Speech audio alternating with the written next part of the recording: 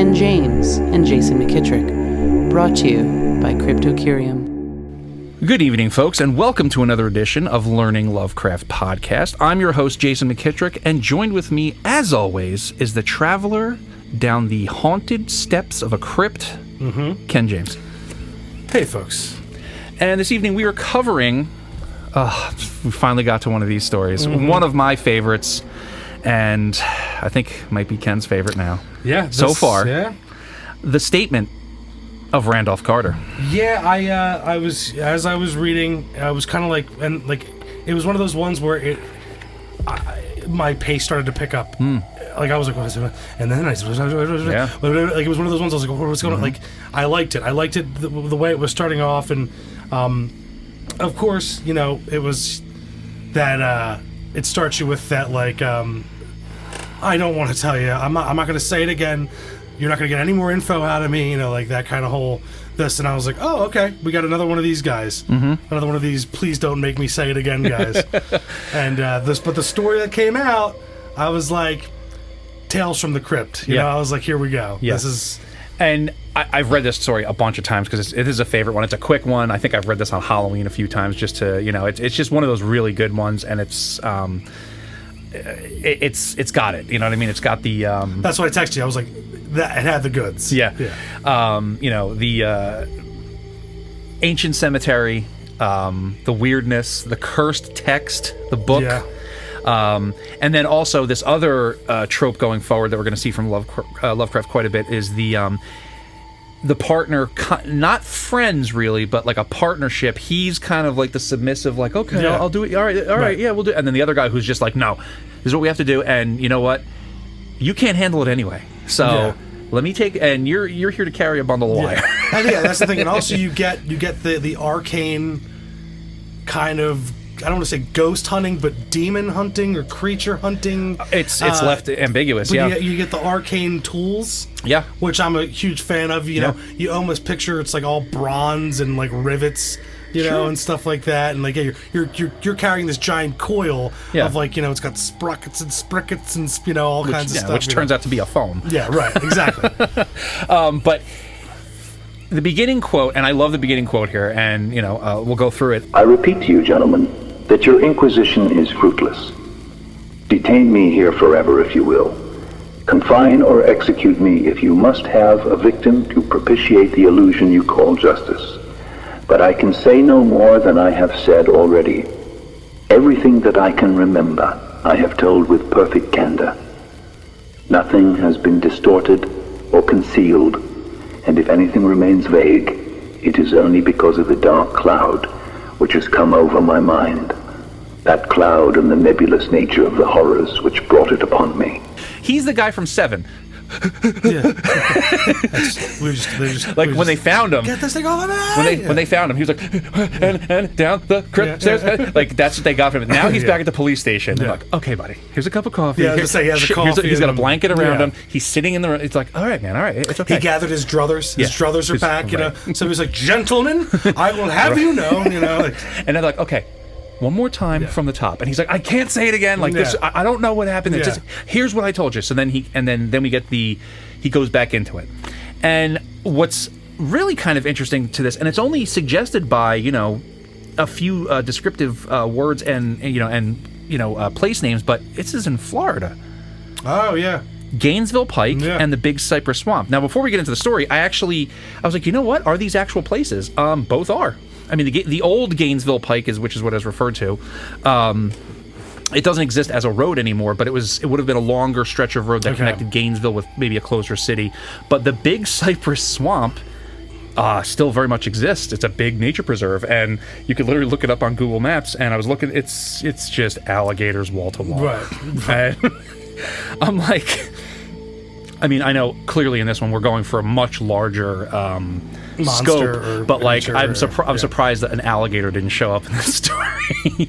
but that was my point of bringing it up, was where you have, like, you know, the hanging moss or the Spanish moss. Like, immediately when you say you know, that you're that it's in Florida, it kind of it sets the tone a little bit different. It's not New England. It's not out in some unnamed desert. It's like, oh, Florida, I know that. Mosquitoes everywhere, like nasty. You don't want to go anywhere near the water. Different shades of green. Yeah. I was getting different shades of green while just reading it. Yeah. Because he even suggests the one part when he starts describing the tombstones that they're moldering and they're rotting tombstones. It's like, everything's just wet. Everything's over wet vegetation. Everything has a mucky sound. You can even hear them walking through the swamp.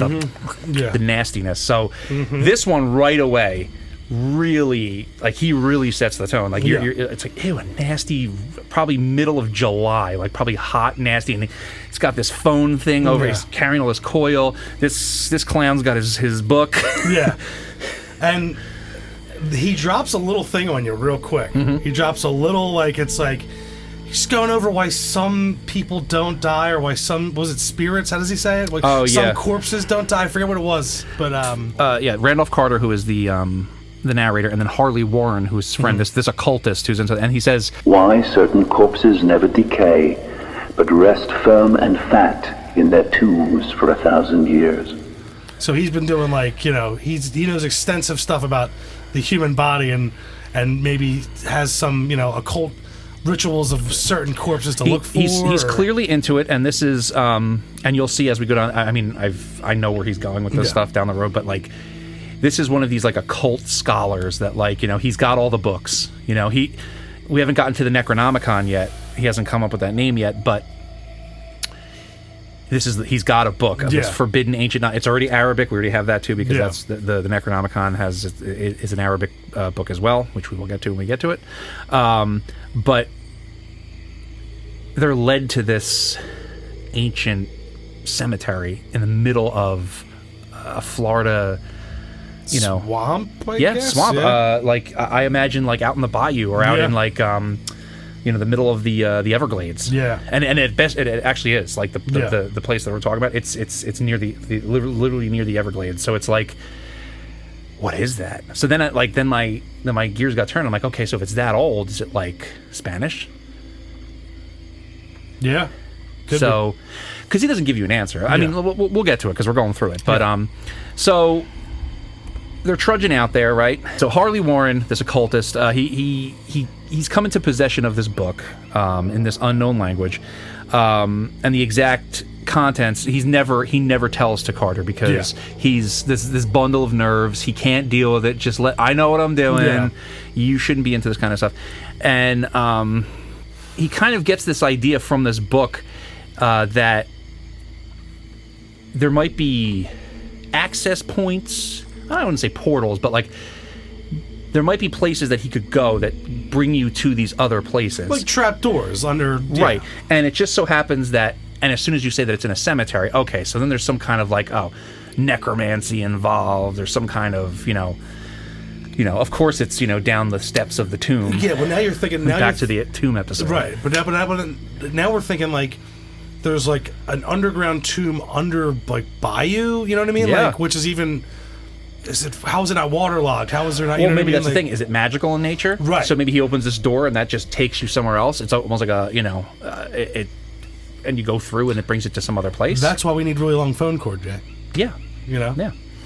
Which, how big was that spool? Through the swamp. Yeah. He even said how long. He said something. I forget the exact distance. To the center of the earth and back. Yeah. Right. Wow. That's a lot of cable. That's the most unbelievable thing in the story. So they travel to this location. He gets to this cemetery, and we're given this amazing description of this awesome cemetery, right? He sets the scene. Mm-hmm. I believe we have the gibbous moon again. We have the moldering tombstones. We have the whole thing. It's it's perfect, Yeah. And he even it's party time. Oh, for sure. Any horror fan was yes, finally. We got a cemetery. Yeah. Mom, come here.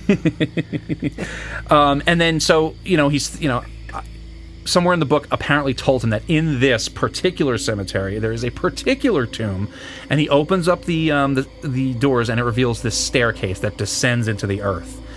And it's party time. Mm-hmm. Literally, you say party time. And the smells. Right, so they open it, and this unbelievable stench rises forth from the earth. And it's like pushing them back, even like it's involuntarily. You know, they're just like, like, oh, it's so bad. Yep. They say the removal of the slab revealed a black aperture from which rushed an effluence of miasmal gases so nauseous that we started back in horror. And then after an interval, however, we approached the pit again and found the exhalations less unbearable. So, and, they pull their lanterns forth and they see these steps down that go right into the blackness. And this is just... Yes. I was, at this point, I was in. I was in. I was like, let's go. There's a phone. Because he tells you, he's got a phone with him, a phone apparatus. I was like, all right, here we go. But then he says to him, and this is almost like the call to adventure. You're like, you and your boy, you're like, yes, we definitely want to go. We definitely want to check this out. We definitely want to go. So then Warren turns to Carter and he's like, I'm sorry to have to ask you to stay on the surface, but it would be a crime to let anyone with your frail nerves go down there. You can't imagine, even from what you have read, and from what you have read, and from what I've told you, the things I shall have to see and do. It's fiendish work, Carter. And I doubt if any man without ironclad sensibilities could ever see it through and come up alive and sane. I don't wish to offend you, and heaven knows I'd be glad enough to have you with me, but the responsibility is in a certain sense mine, and I couldn't drag a bundle of nerves like you down to probable death or madness. Yeah. Yeah, and he's even like, look, man, I like you. Yeah. But even like at one point, he's just like, dude, you're not going down. Mm-hmm. He's like, we'll both go back right now. Yes. He's like, knock it off. Yes. So, he says, okay, and I promise to keep you informed. And then we get the somewhat reveal that all this this wire and cable is he's going to be on the telephone with him the whole time. And I remember the first time I read this. I mean, I've read it a bunch of times. But the first time I read this, I was like, he's going to have a phone? Yeah. Right. The whole time? Mm-hmm. And I get where he was going with that, and you got to give it to Lovecraft for trying to bring things forward. Oh, put a phone in the story. Kind of like, I was like, hey, horror movies have cell phones now. Right, kind of that kind of thing. And yeah, he even says to him that I have enough to reach the center of the earth and back. Yeah, there it is. And it's he's like, all right, well, yeah, because like, and he figured, and he wins him over where it's like, yeah, I guess it is good to have someone here on the surface in case something happens, in case we need to, I don't know, but he's really not really able to do anything anyway. Right. Just there, like at that point, right? Yeah. Imagine you're not going down, right? You're down for the adventure. You want to go down to all these horrors, right? Mm-hmm. But in the, Now, like, you're not going down and, like, you're alone now. Mm-hmm. And the other guy's gone with all this stuff. Yeah. And now you're all stuck on the surface in this swamp, this, like, old graveyard by yourself. And anything that comes back on that other end of the phone, whether mundane as it may be, is now terrifying. Oh, for sure. And I like that he sets that scene, too, because, like, he's up there, it's been a few minutes, and he's sitting up there by himself. It's like, oh, wait, not only is this, like, insane because my buddy just went down these steps to who knows where it goes. Mm-hmm. I'm here just this guy on the phone waiting to, hey, let me know what's going on. And then it starts to start in on him, right? Mm-hmm. So he says, in the lone silence of that hoary and deserted city of the dead, my mind conceived the most ghastly fantasies and illusions. And the grotesque shrines and monoliths seemed to assume a hideous personality, a half-sentience. Amorphous shadows seemed to lurk in the darker recesses of the weed-choked hollow, and to flit as in some blasphemous ceremonial procession past the portals of the moldering tombs in the hillside. Shadows which could not have been cast by that pallid, peering crescent moon. I constantly consulted my watch by the light of my electric lantern, and listened with feverish anxiety at the receiver of the telephone. But for more than a quarter of an hour heard nothing. So he's sitting there and it's like, okay, all right. And he's like, wait a minute. I'm sitting in the middle of nowhere in the swamp of Florida. City of the dead in a cemetery. Yep. Not to mention, middle of the night, all these, you imagine those old, tall tombstones, or not even, what do you even call it? Like those sculptural pieces that, where it's like large statues above a, just monument. Monument, funerary sculptures, whatever you want to call it. And in the moonlight, they're turning into these, they're turning into monsters because your imagination just runs wild. Well, that's the thing. Yeah. Like, because I don't know anyone that's out there that's ever, gone into a haunted location, gone into one of these old, psychiatric places, investigated a cemetery. If you're all about the adventure with your boys or the people you're going with, we're going to be together, this is going to be great. But sometimes you got to separate because of cops, other things, and you're alone in this place, and you have to be. That never even crossed your mind the whole time. No. And then when the reality sets in, the sinking in the pit of your stomach, it's like someone's got a plunger and they're pushing everything down in your stomach. Right. And that weight and tingling in your stomach, you're just crushed. Yep. There was, we recounted this on our other podcast, but there was a time that we, a bunch of my friends of mine, we used to do a lot of urban exploration, and we snuck into this old, abandoned, huge mental institution, and every other time, if it was at night, we'd have to run from the cops. I was early 20s when we were doing this kind of stuff, and there was this one time that the cops came in and like we had a scatter, and I was hiding inside of this. It was like an old like nurse's house or whatever it was, and you're sitting there and like you hear the cops finally go by and you're sitting there and then you're just and then same thing, you look around like, ew, I'm in here and there's no light. I don't know when I can move, and there's no cops now. Yeah, exactly. and there's it's me and nothing. I can't run out and say, "Cop, shoot this ghost." Yeah, right. Like, exactly. But no, arrest this ghost. Yeah, but I remember when I read this again, same thing. Like I the same thing. I was like, yeah, the same kind of thing. You're waiting on this thing. Once that adrenaline, once the cycle, yep. Once your body starts to cool down again, and like, ooh, it is kind of cold out here, and it's like, ooh. And I was taken back to that moment when one of the times we were running from the cops, and I was like, yeah, like now I'm stuck in, and I don't know when I can move again. You're like, shit, Dan's not here, right, to fight the goblin for me or whatever. You know what I mean? Or with me, or right. Yeah, like I'm staying here. I don't want to get caught by the cops. But at the same time, there's a shambling corpse coming near me. I'm like, well, which one do I? Yeah, and Jim and Frank are here to beat up this vampire with me now. Right, exactly. Yeah, come punch this walking corpse's teeth out for me. Exactly. Yeah. Yeah. So, long story short, I know what he feels. Yeah. Right. So. Sitting there for a few minutes, letting his imagination get the hold of him, and then finally, we get Warren comes over the phone, and he goes, "God, if you could see what I'm seeing," and then he's just speechless. And he's like, "Carter, it's terrible, monstrous, unbelievable." And he's like, "What is it? Yep. What's in the box? What's in the box?" Yep. And he's. And as he's talking, as Warren is talking and yelling, it's getting more frantic and hoarse. And he's like, "I can't tell you, Carter. It's too utterly beyond thought. I dare not tell you. No man could know it and live. Great God! Yeah. I never dreamed of this." And then stillness for a while. And then Harley Warren comes back on again, and now it's fever pitch is starting to come about, and then, "Carter, for the love of God, put back the slab and get out of this. If you can, quick, leave everything else and make for the outside. It's your only chance. Do as I say and don't ask me to explain."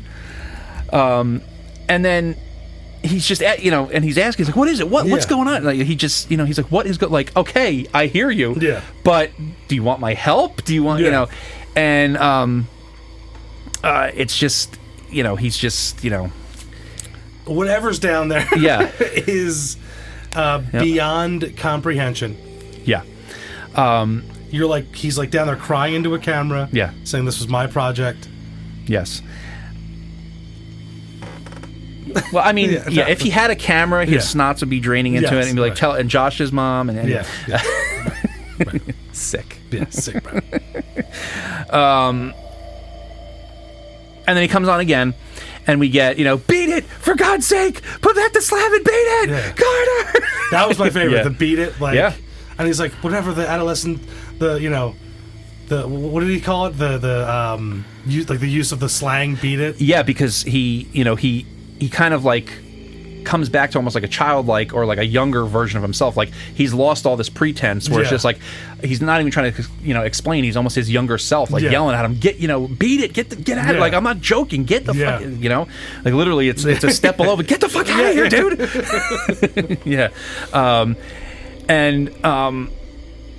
Someone else brought this up, and I had to bring, and I'm not trying to ape their ideas or anything, but it's kind of a funny idea. You think about this: whatever's happening to him. Let's say he's being, all these monsters are crawling at him, and he's fighting them back, but he's got one hand on the phone. And it's like, but if he probably put the phone down, he probably could have got away. Right. Well, I'm also thinking too, probably. I had that thought. I was laughing at that. Yeah. But also, I was like, that wouldn't make the story any better. But I was thinking probably something of like one of like a slip into like a fissure. Yeah. Into the side. Yes. So he's kind of cramped. Yes. And he's pushed himself into a force of these things. Yes. Kind of scurrying through, wherever crevasse or wherever he's placed himself. Yep.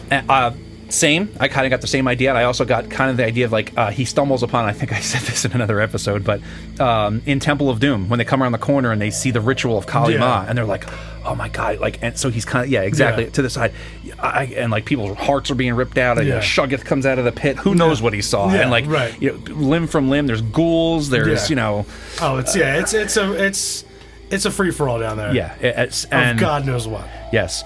And I just want to take we're going to see a very similar scene with all this kind of insanity, but we get to see a first-person view what insanity's going on. And it's through the eyes of Harry Houdini. Okay. Oh, yeah. All right. Under the pyramids. We're not there yet, but we will. Yeah. It just reminded me of that, because like that's kind of the same kind of thing going on. Anyway. Now at this point, with the beat it, right? And he starts getting back to his, sensibilities here, like, I got my druthers again, and he starts to kind of figure, but this part is what I loved when he says, that the scream was a yell, then it turned into like a scream of beyond whatever shriek, and then it just became madness. Right. And then I think he gets to a point where he's like, where he's like, quick before it's too late. And then next was a whisper, and it's kind of broken. And it's almost like, and I kind of got the idea that like they got him, they think he's dead, but he's like, Carter, hurry, it's no use, you must go. Better one than two, the slab. And then a pause. Nearly over now. Don't make it harder. Cover up those damn steps and run for your life. You're losing time. So long, Carter. Won't see you again. And then it swelled into a cry that's gradually rose to a shriek fraught with all the horror of the ages, where it's like the monster killed him, thought it killed him, and then came back, saw he was still alive, and then finished the business. Yeah, even worse this time. But even worse, almost like in The Revenant, when the bear gets Leo, tears him up, and then he's like just laying pretending to be dead, and then he shoots him, and then it comes back full fury, and then I think that's what. And I, at that point, sorry for all the movie references here. Well, at that point too, when the whisper, I imagine it's already beat up, and he's landed face on the phone. Yeah. So like, if you guys can't see what I'm doing, but like, my thumb being the earpiece is above my eye, and my lips are pursed to my pinky. There you go. And I'm just laying on. He's like, I must have you now. I won't see you again, buddy. That's what I'm picturing. Yeah. Just face smushed into and it's broken too. Yep. So it's just at this point, it's just the mouthpiece. Right. And he's just saying like hoping he hears him. At that point. Yeah, and then we get a little clue, because after his ungodly shriek and the with all the horror of the ages, as he says, we get the another curse these hellish things, legions. My God, beat it. So legions. So it's like these another thing we'll come to later, tomb legions. Like then I get the idea, is like, is there a necromancer down there, and he's bringing, it's all like ghouls and he's bringing all the dead to life, and he has an army of the dead, and like that's what's going on. And so it's certainly I picture certainly a cooler visual than Deadites. Oh yeah. Yeah. Yeah, it can't just be regular skeletons. Yeah. It has to be skeletons animated with some kind of like tentacled creature, almost like a Las Plagas on there, where it's got like some tentacles on them. Yeah, Las Plagas. Yeah. I know you Resident Evil 4 fans are out there. Something like that, where like they're reanimated by some kind of other creature from another place. Yeah, and one's like has barnacles on them. The other's an octopus. Oh, wait, no, that's another. That's something else. That's something else. Yeah. But honestly, something like that, where it wouldn't be some regular skeleton, but something from the outside. It's so ghoulish and frightening that it's like we said too in other things before, like it could be the shape of a person or not. Yeah. It's almost just there, but then there's these other giant monsters that are floating, and that's my secret. I'm always angry. I don't know. Something crazy. Yep. There's like big and small and all these different shapes and sizes, and it's terrifying. It's just unimaginable, and it's whatever your brain takes you to. Oh yeah. And that's... But so we get to the end here. The final paragraph. So he's yelling to him, Warren, you know, what's going on? What happened? And you know, so he just some clicking on the phone, and he's trying to listen, and then he calls down, you know, Warren, are you there? And he gets an answer. And before he gives you what the answer was, it's he tries to describe. Yes, it's words that he hears, but what's the quality of those words? It's like, is it some kind of, like, he knows that it's some kind of otherworldly something, whatever that even means. So on the other end, he gets this strange voice that says, "You fool, Warren is dead." All right, and he even says that the quality of this, it was unearthly, inhuman, disembodied, and it's what casted the fog over his memory. The voice. Yeah. So, and it's, "You fool, Warren is dead." So it's like whatever's down there is definitely intelligent, and it picked up the phone. You know what I'm picturing? Another movie reference: The Fifth Element. Oh, okay. Mm-hmm. The blood dripping from his head at that point. It's like, you know, like it's like something like. But that's the thing. It's just like, at that point, it's not even talking through the phone. It just knows where he is because of the signal, and it's just. Or, what if, let's say it was a necromancer, right? And now that Warren's dead, his body is dead. So we're going with the thing that there's a necromancer trapped underground. Well, I don't know what it is. I'm just saying if it was. I'm saying if it was. Okay. Okay. I'm saying let's say it is. Let's say under there it's the necromancer's playground under there. He's got all his tomb legions are down there. He's doing his thing, whatever it is, and they kill him. The creatures kill him. Whoever it is to kill him. And now Warren falls victim to the necromancer. Brought back. It's Warren's corpse talking through the phone. I love that. Yeah. "You fool!" Like the corpse just talks. "You fool! Warren is dead." And whatever that creature is. Sure. So it's Warren's body speaking. Yeah. But it's not him anymore because he's under the necromancer's control. Warren is now Legion. Right. Exactly. Yes. So that's my own. I love that. Yeah. That's sick. Yeah. So it's like it wasn't some guy came over. Pick up the phone. Yeah. So because I went through, it knows what a phone is apparently. Right. Because I went through a bunch of stuff on this, and like this seems to be the stumbling point of the story, aside from the fact that there's a phone in it. A lot of people can't get past that. But another was that. Okay, so a monster at the end picked up the phone and was like, "You fool, Warren is dead." I don't know.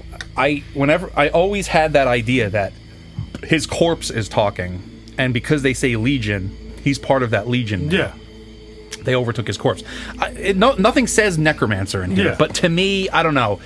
It just that's the story that I always got to, and that's what's great about stories like this, because there's an ample amount of space within the story that gives you like, why don't you figure it out? Right, and also too, well, if we're going, where did he get the word Legion from? Obviously, it's biblical. We are Legion. It's the concept that it's a chorus of demons who are one and the same, who travel together.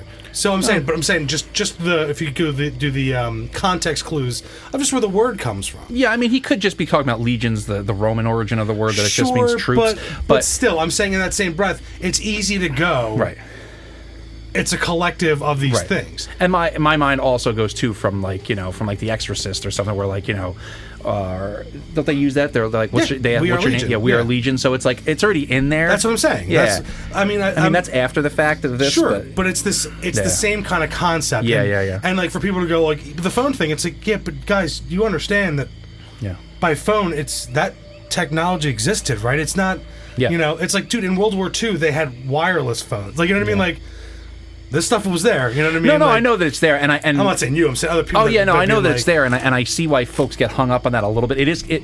Modern sensibilities is a little silly. The guy with like all this line behind him trying to run with it, but that's the charm of it, though. No, absolutely, and that's why he did it, to bring us into the horror, but have that like little bit of separation between him and the character. Yeah. I don't know what's going on, but he's still talking. I think it's great. Yeah. But I always kind of saw the last scene of this story as like his corpse like this holding the phone, and then like his eyes open and they're like glowing green, and he says, "You fool, Warren is dead." Yeah. That's just me. Right. And the thing is, if people are upset about that, like the writing of that, it's like, that was scary at the time, like something like that, like now it'd be like he'd pontificate some like the Doors lyrics or something. Yep. And people are like, oh, that was so scary and touching. And in reality, it's like that. Yeah, that's crazy, cool, and terrifying. And it's one of the beginning story. Like, that's obviously one of the first of those kind of stories, right? You know what I mean? Like, that's. And it reminded me so much of like the folklore tales that I love so much. Mm-hmm. But it wasn't just like the folklore fiction story. It was like a full-on, straight-up, here's this cool story with these little quirks in there. Like, oh, this guy with the phone, and he's got this book, and like you're building the scenes with your visuals of just this like character that's like, I'm going in, and it's like, bro, like you're not coming down there with me, and like, all this stuff's in place for you to inform yourself and your own imagination of the two worlds, the above and the below. And once you get to the below, it's so haywire and fast that's where you spend your time resonating, right? Yeah. Like you spend your time, like that's where you can, in my mind, like it's reds and blues lit up, and there's things swirling and crawling and this and that, and he like found his way into Rockfish, like we were saying, and like, like I love that concept of like, it got him, whatever it was, and he woke up and was, Yeah. No. What makes it scarier is that it can communicate. Yes. And all the things that you're discussing too about like all these, the phone, the book, the two guys, the traveling test. It's very modern. Like this is 1920, May of 1920. Written in December of 1919, but this is already a movie. Like they put together a movie for you. I mean, no, you don't. I can't believe this hasn't been done as like a short on something. Yeah, like Tales from the Crypt. This is a perfect. Tales from the Crypt. That's what I said. This is Tales from the Crypt. Yeah, this is why Tales from the Crypt was made. Yes, for shit like this. Yeah, yep. Monkey's paw, fucking get out of here. Yeah, no, I mean certainly a few of Lovecraft's stories made it to like Night Gallery and a few other things like that. But Pickman's Model, and I forget what the other one is. Cool Air, maybe. I can't remember right now. Definitely Pickman's Model, but I can't think of the other one. But anyway, so that's the story here. And I forgot to mention from the top, this was written in December of 1919, and it was first published in The Vagrant, May of 1920, and it was inspired by a dream that Lovecraft had. Him and his buddy at the time, he had a very close friend named Samuel Loveman. Lovecraft and Loveman. Hey man. All right. They were a crew. The Bash Brothers. He said that it's an almost literal transcript of a dream that Lovecraft had, probably in early December of 1919, in which he and Samuel Loveman make a fateful trip to an ancient cemetery, and Loveman suffers from some horrible but mysterious fate after he descends alone into a crypt. So, hey man, I wish I had dreams like that. That's kind of fun. Yeah. You know? Yeah. So I think it's also very important to point out that this is the first time the character of Randolph Carter appears in one of Lovecraft's stories. Oh, he comes back. Oh yeah, this is the one of Lovecraft's recurring fictional characters, and it's also it's an alter ego of Lovecraft himself. If you see him in there, it's actually Lovecraft. Okay. Because he it first appeared in he first appears, like we said, in Statement of Randolph Carter. And Carter himself shares many of Lovecraft's personal traits. He's an uncelebrated author whose writings are seldom noticed. He's frail and yeah, kind of a melancholic figure. Carter is a quite contemplative dreamer with a sensitive disposition, prone to fainting during times of emotional stress, but he can also be courageous with enough strength of mind and character to face and foil the horrific creatures of the Dreamlands. We'll get there. He's the main character of the Dream Quest of Unknown Kadath. But we're going to see him soon, again, in the story The Unnameable, which will be coming up soon. But he appears in this story, The Unnameable, The Dream Quest of Unknown Kadath, The Silver Key, The Case of Charles Dexter Ward, just mentioned, Through the Gates of the Silver Key, and Out of the Eons. So he's around. Yeah, this is his guy, man. So I like it. Yeah, so I was gonna do, I was actually gonna do a full little backstory of him, but it actually, as I got into it, I was like, oh wait, this gives up story points. Don't do that. And we wanna take this as it comes. So we'll touch back on Randolph Carter. And we're like, hey, Randy's back in this story. Yeah, right. That's cool. No, see, yeah. All right. And I knew there was a reason I liked him a little bit different than like the other. I shan't tell you. I mustn't. It's too. Yep. It's too.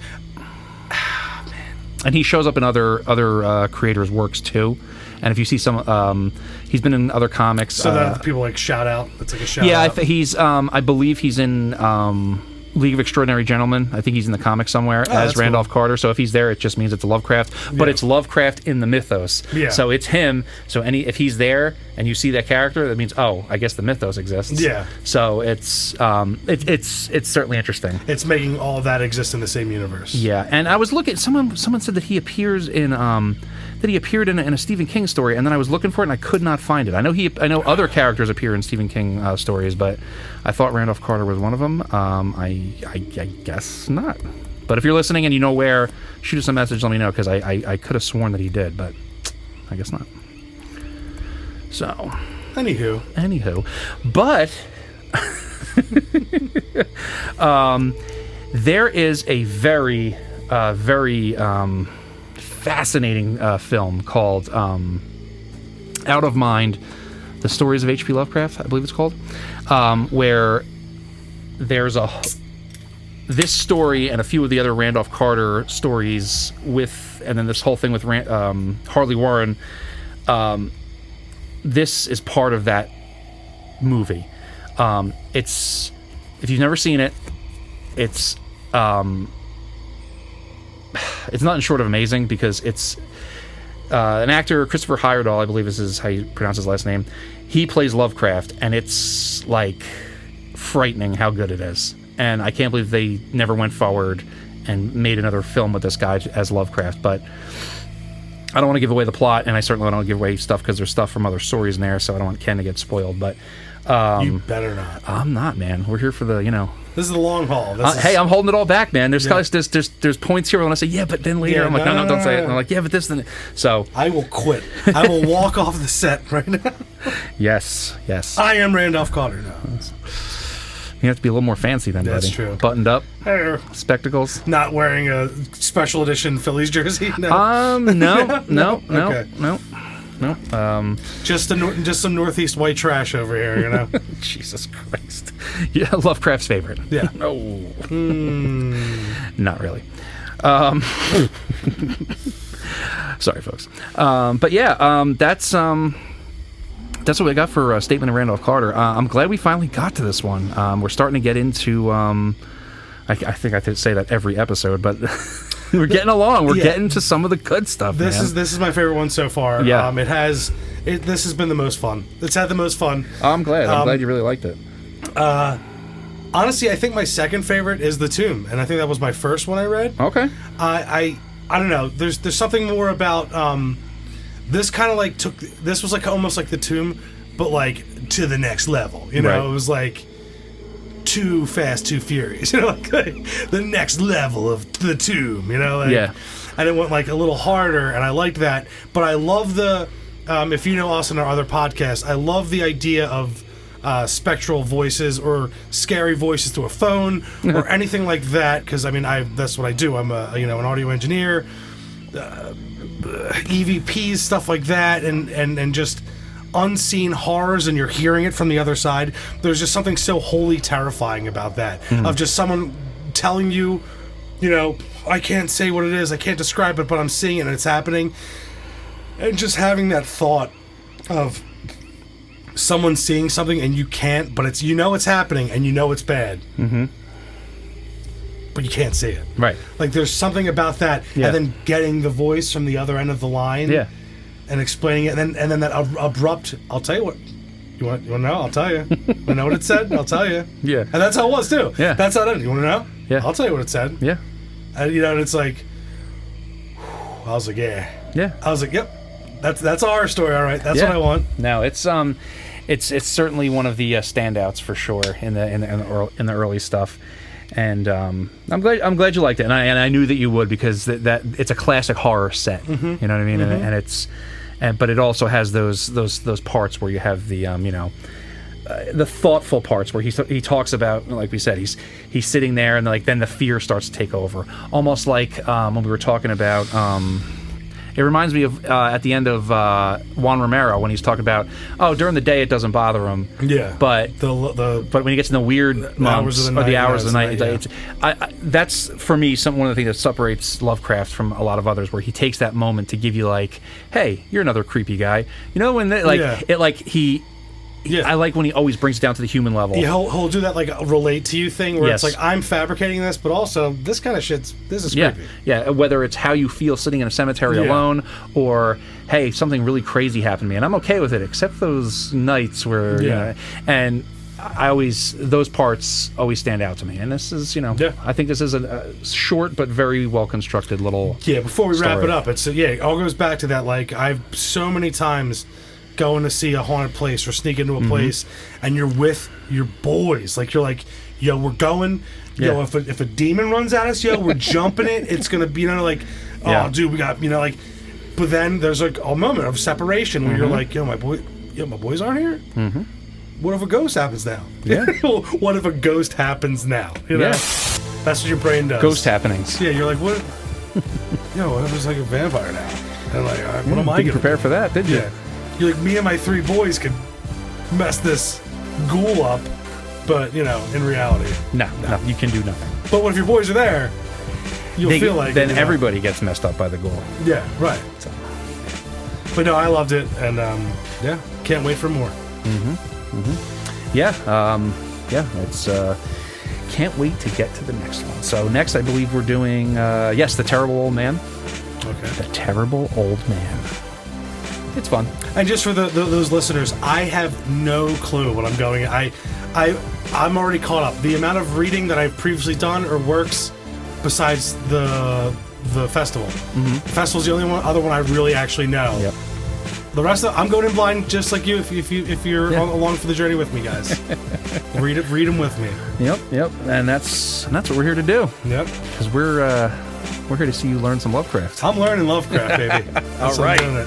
Mission accomplished. All right, folks. Well, for this episode of Learning Lovecraft Podcast, I've been Jason McKittrick. And I've been Ken James. And we'll see you on the other side of sleep.